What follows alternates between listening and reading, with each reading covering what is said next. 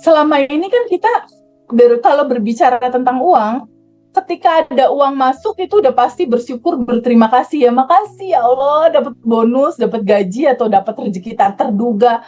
Kalau ada aliran dari luar masuk ke dalam itu biasanya yang terima kasih gitu. Nah, giliran aliran dari yang udah ada ini mau dikeluarin, itu biasanya, aduh ya Allah ini kok segini lagi ya gitu. Bener nggak? Mbak Hmm. Wiji sama Bu Salma bener ya?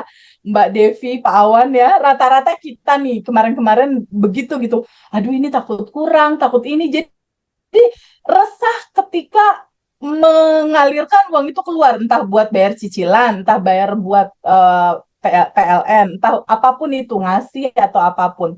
Itu biasanya sikap hati kita pada saat mengeluarkan uang itu nggak sama seperti kalau kita nerima uang gitu. Jadi berkelimpahan itu bukan ada uang masuk, masuk, masuk, masuk, tampung, tampung, tampung, itu namanya bendungan. Dia cuma nampung atau ember. Itu namanya bendungan gitu. Iya, iya, iya, iya. Renungannya adalah kata malaikat sama Allah kalau mereka mau berdiskusi terus kita dengerin gitu ya. Ih ngapain dikasih gede-gede ya, orang cuma buat perut dia, perut anak-anaknya doang gitu. Weh, Wadahnya kecil, cuma perut dia segitu, perut anak-anaknya sama perut keluarganya doang. iya, Coba iya. gedein sedikit, lebarin wadahnya buat mewadahi juga. Kalau misal kayak Mas Hendra Ngaji Roso banyakin karyawannya gitu kan, tetangganya diberdayain, terus buka lagi lapangan pekerjaan. Kalau tim Ngaji Roso juga banyak berapa orang. Aku aja mbak aku di sini banyak di Tapi rumah gitu. Terus iya sih. ada adik yatim, terus Ngaji Roso juga kan ada Ngaji Roso peduli, peduli, peduli. Jadi yang dipikirin itu bukan hanya satu wadah perut gitu. Kembali ke pertanyaan Mas Hendra tadi. Tadi Mas Hendra tanya, Teh Febi, sebetulnya sikap hati yang seperti apa sih sebenarnya yang membuat kelimpahan uang itu selalu nggak berhenti gitu. Jadi memang sifat dasar uang itu kan sebenarnya cinta, Mas. Mm-mm. Sifat dasar si uang ini sebenarnya cinta, rasa syukur, kasih sayang yang besar itu energi uang tuh, Mas. Jadi pada saat kita menggunakan uang ini untuk cinta, mau cinta dalam bentuk apapun gitu, asal rasa hatimu happy pada saat ngeluarin.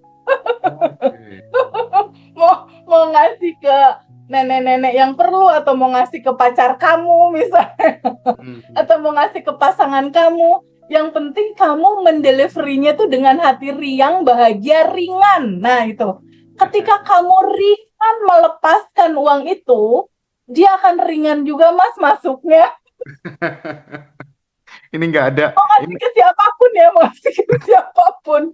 Jadi memberi tanpa rasa bersalah, ya, memberi tanpa rasa tertekan, memberi dengan ikhlas penuh cinta gitu. Nah itu semakin ringan kita melepaskan, dia akan semakin ringan juga masuk. Kayak gitu. jadi teman-teman nggak perlu diperjelas ya. Maksudnya udah tahu sendiri ya maksudnya teman-teman ya. Jadi semakin hati kita bahagia, membuat aliran itu mengalir keluar, substansi secara hukum sunatullahnya, hukum semestanya, nggak perlu kita berharap balasan sih sebenarnya, nggak perlu gitu. Karena kalau kita berbuat sesuatu mengalirkan, itu kan udah naturalnya kita kasih sayang. Kita kan Hmm. memang udah punya default sifat-sifat dari Tuhan itu kan maha pengasih, maha penyayang. Bukankah tugas kita hanya apa ya, mengalami experience ketuhanan ya, kasih sayang itu gitu. Yang Bunda Erna Santosa itu kan sempat video call ya. Dia kemarin nemuin ada satu pesantren roboh mas, itunya Mm-mm. bangunannya, si anak-anak yatim itu lagi nggak bisa tidur gitu. Nah, ngegedein wadah-wadah kayak gitu baru cuma sekedar, duh kasihan ya, yaudah deh aku bantu berapa, semoga nanti semesta juga nganterin rezeki yang lain. Nah, membesarkan kepedulian, kepekaan rasa hati kita melihat yang seperti itu akan membuka pintu bukaannya, uang masuk itu juga dialirin gede, karena semesta melihatnya, oh ini wadahnya semakin digedein nih, gitu. Padahal sebetulnya uang itu adalah energi, Mas. Everything is energi, termasuk uang. Uang itu adalah energi yang memadat, dia menjadi material uang. Pertanyaannya, energi apa yang memadat sehingga dia jadi uang, gitu kan? Nah, uang ini adalah energi yang memadat menjadi material uang. Material uang ini dasarnya dari sebuah energi syukur, energi bahagia, dan energi terima kasih. Itulah energi uang berasal, gitu Mas. Nah, sadari itu bahwa rezeki itu dia akan mengalir ke derasnya, besarnya hati, perasaan, kepekaan, dan ketulusan cinta kasih kita buat sesama gitu.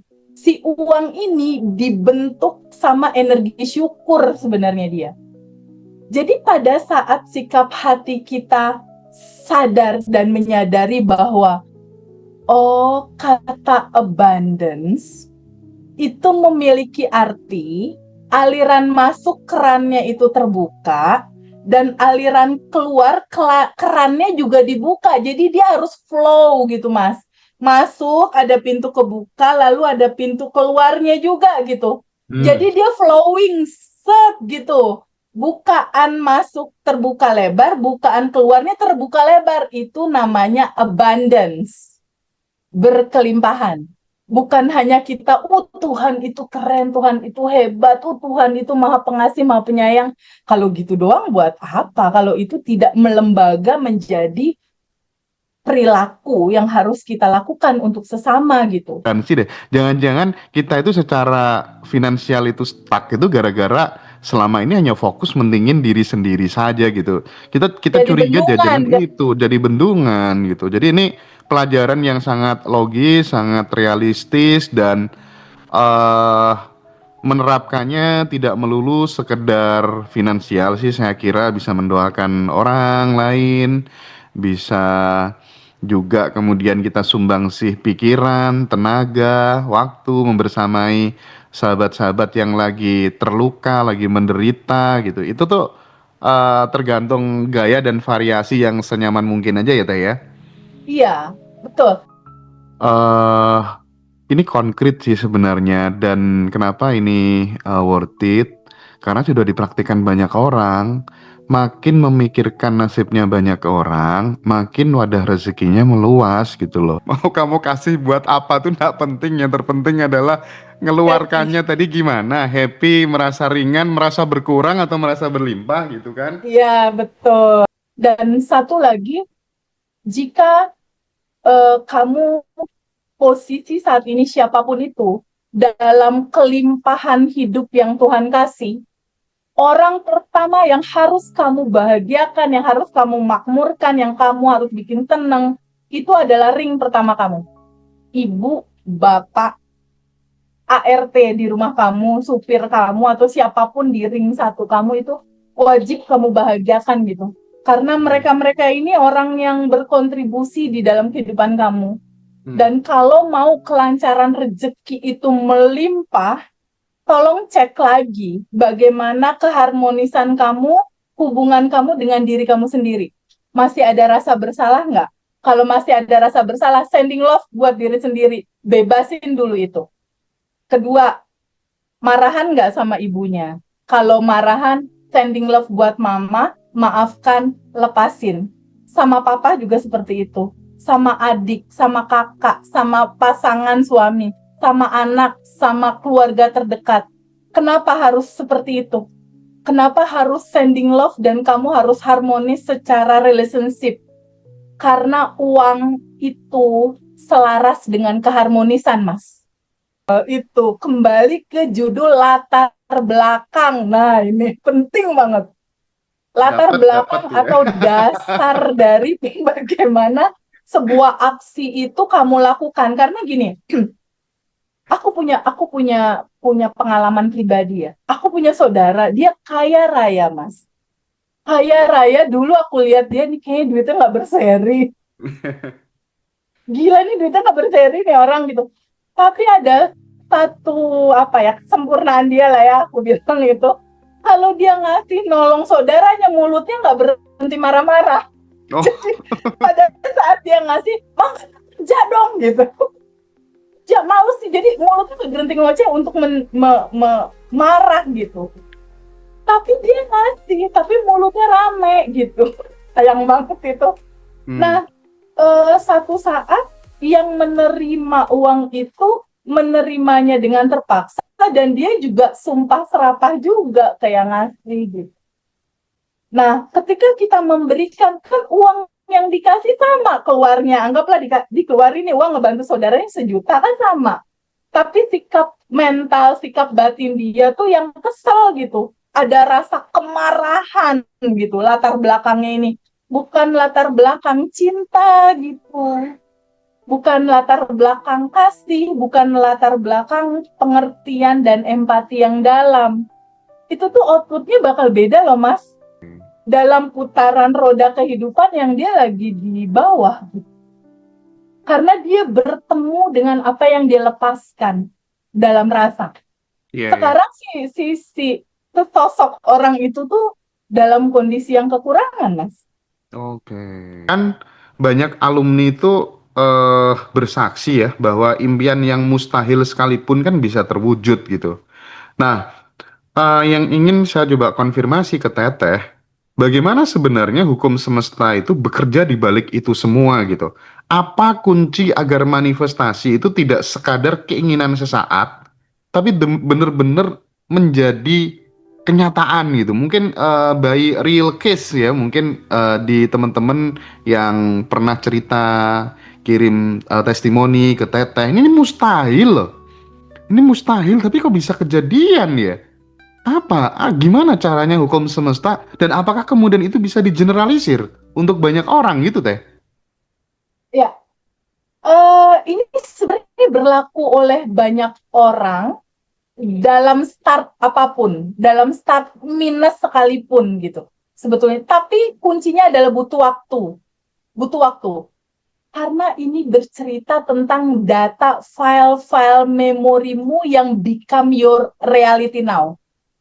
Jadi ini bercerita tentang hukum semesta yang namanya hukum cermin semesta, Mas Hendra.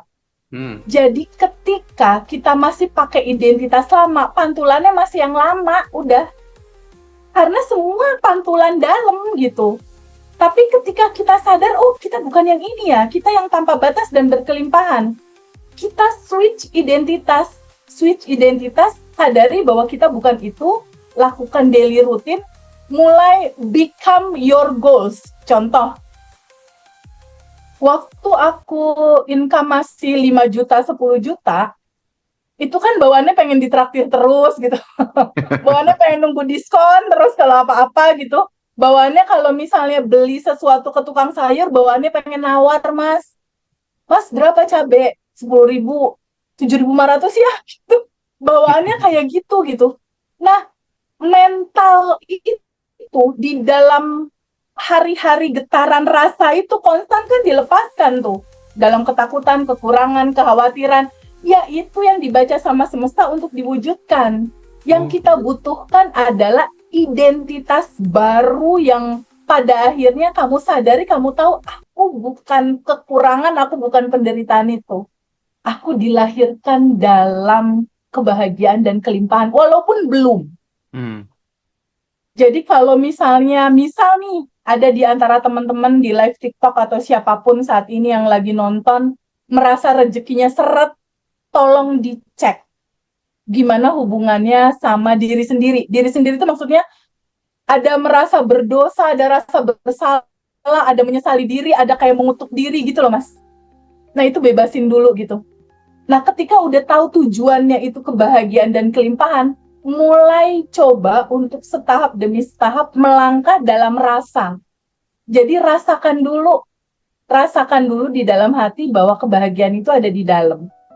Jadi untuk mencapai itu, cara mudahnya adalah pelan-pelan konstan di identitas sejatinya kamu. Karena ketika kamu pelan-pelan konstan stay di rasa bahagia dan bersyukur, semesta mulai kayak kenal identitas baru kita gitu. Wah, Hmm. identitasnya ini udah baru nih. Yang dia lepaskan semata-mata kasih sayang, semata-mata berterima kasih. Kalau di dalam satu kitab dikatakan ketika kamu bersyukur, pasti tapi aku tambahkan nikmatnya. Gitu. Nggak usah cukup, jangan terlalu larut gitu masalah merasa bersalahnya tuh jangan berkepanjangan gitu Mas. Kalau di dalam Islam sendiri Mas, kalau kayak aku ya kemarin berduka gitu, suamiku tanggal 1 itu berpulang, itu kalau di dalam Islam itu 3 hari itu cukup untuk bersedih, tapi jangan larut gitu. Karena apa? Sadari dia pulang kepada yang memilikinya, kepada kesejatiannya, dia melebur bersatu dalam bentuk cahaya kembali ke sumbernya gitu. Jadi nggak perlu diratapi yang panjang gitu, enggak. Tapi kehilangan pasti ya. Nah, begitupun untuk kemarahan. Siapapun yang lagi marah, lagi kesel, udah 3 hari belum? Kalau udah 3 hari, nggak usah disimpan. Itu menutupi kelimpahanmu. Tapi minimal udah tahu bahwa itulah tujuan hidup aku, ke situ aku sampainya, walaupun belum. Oke, Jadi oke. cek terhadap diri sendiri dan ring pertama kita, baik yang udah meninggal ataupun yang nggak meninggal. Niscaya kalau kamu lakukan sending love itu, kemudahan mulai kebuka sedikit-sedikit, Iya. kelancaran mulai datang. Pola mental cukup itu mulai sedikit-sedikit aja. Dulu aku bayar parkir 2.000, ke sini 3.000, ke sini 5.000, ke sini 10.000, ke sini 20.000. Kadang-kadang 50.000 kasih ke tukang parkir. Ibaratnya kayak gitu, udah uang itu udah cuma buat aliran, mengalir buat pintu keberkahan orang itu aja. Jadi aku kadang memahami bahwa rasa-rasa itu tuh harus ditumbuhkan dan harus dilatih gitu. Jadi Ya. ketika ini bersyukur ditambahin, bersyukur lagi kecil ditambahin lagi bersyukur. Jadi ini jadi pattern, jadi pola gitu. Jadi semesta udah mulai ngebaca, oh ini polanya pola pola mental cukup gitu. Karena di semesta ini akan membaca pola yang dilepaskan dalam rasa. Kalau rasa hati kita, rasa hati penuh syukur, mental cukup, terus apa-apa bawaannya mau ngasih lebih gitu, kayak parkir 2.000 kita bayar 5.000. Tukang sayur 9.000 kita bayar 10.000. Grab motor mobil 11.000 bayar 15.000. Habit bayar lebih itu Mas, habit bayar lebih itu membuat kita dikasih lebih. Jadi karena aku pernah tahu rasanya, tahu banget rasanya. Jadi bawaannya kayak pengen nemenin gitu, kayak pengen nemenin temen-temen karena aku tahu rasanya. Sangat tahu rasanya itu, pernah ada di dalam posisi itu. Rasa yang nggak bisa kebayar sama apapun, merasakan dan mengalami. Jadi kalau setiap ada teman-teman yang datang, yang aku kenal, yang aku tahu tuh bawaannya pengen meluk. Bawaannya itu pengen bilang, jangan ngerasa sendiri ya, aku pernah ngalamin dan bisa kok dilalui gitu. Bawaannya itu pengen ngomong itu gitu. Pengen ngomong, kamu jangan ngerasa sendiri ya. Ini ada solusinya kok, solusinya ada di dalam. Yuk bareng-bareng yuk, sama aku, sama Mas Hendra, sama teman-teman, yuk bareng-bareng. Kamu nggak sendiri kok gitu. Ada keluarga kita yang pernah ngalami seperti rasa hati kamu gitu. Jadi empati itu segalanya gitu. Di mana kita merasakan perasaan orang lain. Karena aku berangkat dari prihatin sih Mas. Mas Hendra juga mungkin sama. Makanya kita satu frekuensi ya untuk mewujudkan ini gitu. Jadi aku berangkat dari nggak punya rumah, aku berangkat dari minus juga, aku berangkat dari punya utang, aku berangkat dari nggak ada pasangan, aku berangkat dari keresahan, aku berangkat dari kecemasan, kekhawatiran, kebingungan, putus asa, dan aduh kayak ini caranya gimana, solusinya gimana gitu. Aku berangkat dari situ dan itu mewakili semua rasa yang dirasain teman-teman pada saat ini. Kita sama dalam perjalanan menuju kesadaran. Karena aku pun kemarin baru berduka, ngalamin juga keresahan, ketakutan, kebingungan, kecemasan. Sama kayak teman-teman. Jadi aku bukan coach, aku bukan guru, aku keluarga baru, aku sahabat baru aja deh yang ayo bareng-bareng yuk. Aku pernah ngalamin itu. Yuk, tapi harus sabar gitu, harus sabar melewatinya dan harus praktek. Nah, rasa cinta yang besar inilah yang dirasain sama teman-teman. Ketulusan, rasa bener-bener pengen. Aku pernah ngalamin itu di titik terendah hidupku, 7 sisi kehidupan aku drop di titik terbawah, Mas. Di mana aku dikejar-kejar sama yang punya kontrakan. Woi, bayar kontrakan, woi, 50 juta per tahun. Sakit perut, Mas, kalau ditagih. Di titik yang sama PR 1,3 M juga belum lunas, di titik yang sama token listrik bunyi, di titik yang sama susu anak habis, di titik yang sama Mbak belum bayar gaji, uang 1 juta masuk, aku merenung, ini yang mana dulu? Bayar listrik dulu, token dulu, bayar Mbak dulu, atau aku transfer uang ke mama aku dulu? Karena aku punya 2 mama, mama asli aku dan my stepmom di Bogor yang itu pun masih harus aku delivery secara rezeki gitu.